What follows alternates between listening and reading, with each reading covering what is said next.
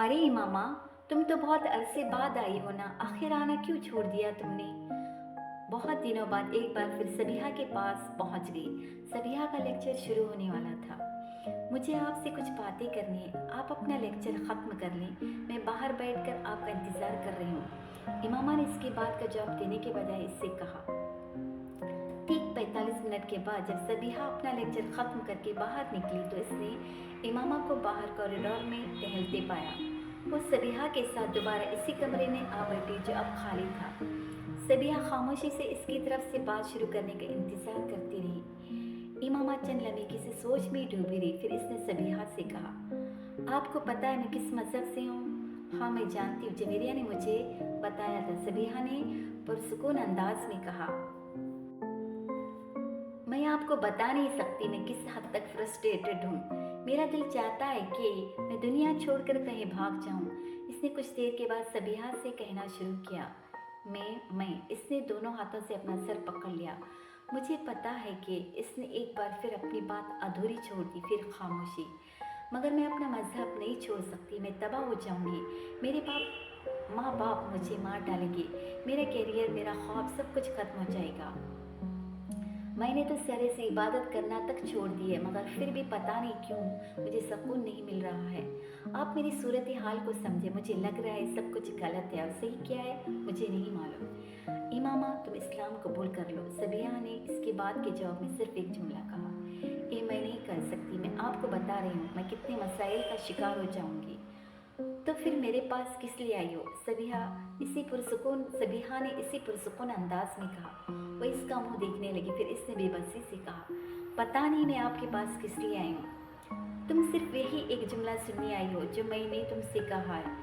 मैं तुम्हें कोई दलील नहीं दूंगी क्योंकि तुम्हें किसी सवाल के जवाब की तलाश नहीं है। हर सवाल का जवाब तुम्हारे अंदर मौजूद है, तुम सब जानती हो। बस तुम्हें इकरार करना है। ऐसा ही है ना? इमामा की आंखों में आंसू तैरने लगे। मुझे लग रहा है मेरे पाँव ज़मीन से अखड़ चुके हैं। मैं जैसे खला में सफ़र कर रही हूँ, इसने भराई हुई आवाज़ में कहा। सबिया ने इसकी बात का जवाब नहीं दिया। बिस्मिल्लाह पढ़ रही थी। इमामा गीली आंखों के साथ इसका चेहरा देखने लगी। कहीं कुछ भी नजर नहीं आता सबिया, कुछ भी नहीं। उसने अपने हाथों की पुष्ट से अपने आंसुओं को साफ किया। ला इलाहा इल्लल्लाह। सबिया की लब आहिस्ता आहिस्ता हिलने लगी। इमामा दोनों हाथों से चेहरा ढांप कर बच्चों की तरह फूट फूट कर रोने लगी और वो रोते हुए सबिया के पीछे कलमे के अल्फाज दोहरा रही थी। मोहम्मद रसूलुल्लाह। इमामा ने अगले अल्फाज दोहराए। इसकी आवाज़ भरा गई। इमामा की समझ में नहीं आ रहा था इसे इतना रोना क्यों आ रहा था। इसे कोई पछतावा, कोई अफसोस नहीं था, मगर फिर भी इसे अपने आंसुओं पर काबू पाना मुश्किल हो रहा था। बहुत देर तक रोते रहने के बाद इसने जब सर उठाया तो सबिहा इसके पास से बैठी थी। इमामा गीले चेहरे के साथ इसे देखकर मुस्कुरा दी। राबिया और जवेरिया एक दूसरे का मुंह देख रही थी और इमामा अपने पाँव के अंगूठे के साथ फर्श को रगड़ते हुए किसी सोच में डूबी हुई थी। तुम्हें सब कुछ हमें पहले ही बता देना चाहिए था। जवेरिया ने एक तवील वक्फे के बाद इस खामोशी को तोड़ा। इमामा ने सर उठाकर इसे देखकर पुरसुकून अंदाज में कहा, इससे क्या होता? कम अज कम हम तुम्हारे बारे में किसी गलत फहमी का शिकार तो न होते और तुम्हारी मदद कर सकते थे, हम दोनों। इमामा सर झटकते हुए अजीब से अंदाज में मुस्कुराए। इससे कोई खास फर्क नहीं पड़ता। मुझे तो बहुत खुशी है इमामा कि तुमने एक सही रास्ते का इंतखाब किया है। देर से सही, मगर तुम गलत रास्ते से हट गई हो। जवेरिया ने इसके पास बैठते हुए नरम लहजे में कहा, तुम अंदाज़ा नहीं कर सकते कि मैं इस वक्त तुम्हारे लिए अपने दिल में क्या महसूस कर रही हूँ। इमामा चुपचाप इसे देखती रही। तुम्हें अगर हम दोनों की तरफ से किसी भी मदद की ज़रूरत हो तो हिचकिचाना मत। तुम्हारी मदद करके हमें खुशी होगी। मुझे वाकई तुम लोगों की मदद की बहुत ज़रूरत है, बहुत ज़्यादा ज़रूरत है, इमामा ने कहा। मेरी वजह से अगर तुमने अपने मज़हब की असलियत जांच कर इसे छोड़ दिया है तो, जवेरिया कह रही थी। इमामा इसका चेहरा देखने लगी। तुम्हारी वजह से? इसने जवेरिया का चेहरा देखते हुए सोचा। इसका ज़हन इसे कहीं और ले जा रहा था। धुंध में अब एक और चेहरा उभर रहा था। वो इसे देखती रही। वो चेहरा आहिस्ता आहिस्ता वाजिया हो रहा था, ज़ेर अब उभरने वाले किसी नक्श की तरह। चेहरा अब वाजिया हो गया था। इमामा मुस्कुराई। इस चेहरे को पहचान सकती थी। इसने इस चेहरे के होठों को हिलते देखा। आहिस्ता आहिस्ता वो आवाज़ सुन सकती थी, आवाज़ सुन रही थी। कतरा मांगे जो इससे दरिया दे दे, मुझको कुछ और न दे अपनी तमन्ना दे दे। मैं सिर्फ ये चाहती हूँ कि तुम लोग किसी को कुछ न बताओ, ज़ैनब को भी नहीं। अपने सर को झटकते हुए जवेरिया और राबिया से कहा। इन दोनों ने इस बात में सर हिला दिया। कुछ नहीं मांगता शाहों से शेदा तेरा, इसकी दौलत है फक्त नक्शे गफे पा तेरा। पूरे कद से मैं खड़ा हूँ तो ये तेरा करम है, मुझको झुकने नहीं देता है सहारा तेरा। लोग कहते हैं कि साया तेरे बेकर का न था, मैं तो कहता हूँ जहाँ भर पे है साया तेरा। वो इस आवाज़ को पहचानती थी, ये जलाल अंसर की आवाज़ थी। इमामा मेडिकल कॉलेज में चंद रोज़ हुए थे जब एक वीकेंड पर इस्लामाबाद आने बाद इसने रात को ज़ैनब के घर लाहौर फ़ोन किया। बेटा मैं ज़ैनब को बुलाती, तुम होल्ड रखो। ज़ैनब के अम्मी फ़ोन रखकर चली गई। वो रिसीवर कान से लगा इंतज़ार करने लगी।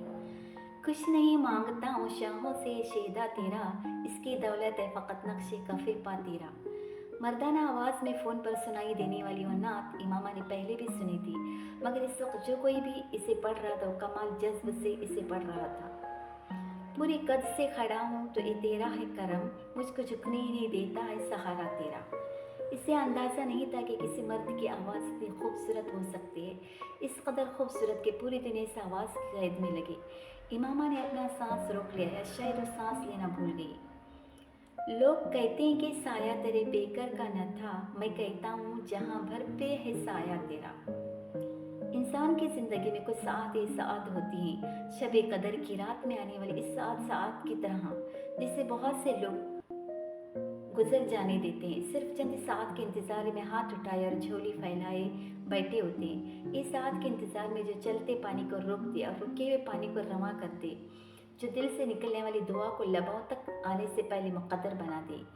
इमाम हाशिम की ज़िंदगी में उस साथ शब कदर की किसी रात को नहीं आई थी। न इसने इस सादे साथ के लिए हाथ उठाए थे, न झोली फैलाई थी। फिर भी इसने ज़मीन और आसमान की गर्दिश को खुद देर के लिए थमते देखा था, पूरी कायनात को गुंबद बेदर में बदलते देखा था, जिसके अंदर बस एक ही आवाज़ गूंज रही थी। दस्तेगिरी मेरी तन्हाई की तूने ही तो की, मैं तो मर जाता अगर साथ न होता तेरा। वो अंधेरों से भी दजाना गुजर जाते हैं, जिनके माथे पे चमकता है सितारा तेरा। आवाज़ बहुत साफ और वाजिया थी। इमामा बुत की तरह रिसीवर हाथ में ले बैठी रही। हेलो इमामा, दूसरी तरफ ज़ैनब की आवाज़ गूंजी और वो आवाज़ में गुम हो गई। चंद लम्हों के लिए ज़मीन की रुकी हुई गर्दिश दोबारा बहाल हो गई। हेलो इमामा, आवाज़ सुन रही हो मेरी?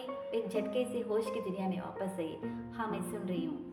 मैंने सोचा लाइन कट गई। दूसरी तरफ से ज़ैनब ने कुछ मुतमईन होते हुए कहा। इमामा अगले चंद मिनट इससे बात करती रही, मगर इसका दिल और दिमाग कहीं और था।